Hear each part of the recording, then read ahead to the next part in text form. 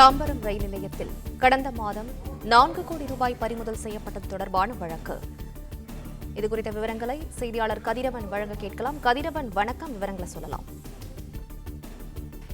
தாம்பரம் ரயில் நிலையத்துல கடந்த 6ஆம் தேதி இரவு 4 கோடி ரூபாயை தாம்பரம் போலீசார் பறிமுதல் செய்தார்கள்.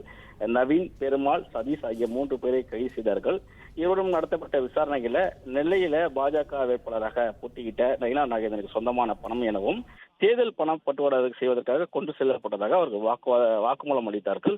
அதன் அடிப்படையில் தாம்பரம் போலீசார் தீவிரமாக வழக்கை விசாரணை மேற்கொண்ட நிலையில இந்த வழக்கின் தீவிர தன்மையை கருத்தில் கொண்டும் தீவிரமாக விசாரணை நடத்தி விரைந்து இந்த வழக்கை முடிக்க வேண்டும் என்று சிபிசிஐடிக்கு மாற்றப்பட்டது.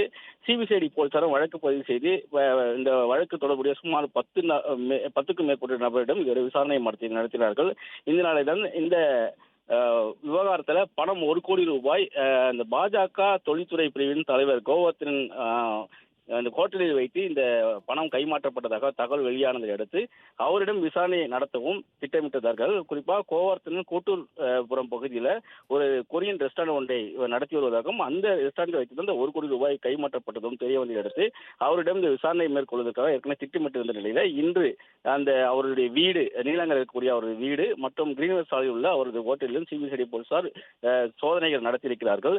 சோதனையில சில முக்கிய ஆவணங்களை கைப்பற்றியிருப்பதாகவும் அதே போல அங்கு அந்த பணம் கைமாற்றப்பட்ட போது சிசிடிவி காட்சிகள் வேண்டும் என ஏற்கனவே கேட்கப்பட்ட நிலையில அந்த சிசிடிவி காட்சிகள்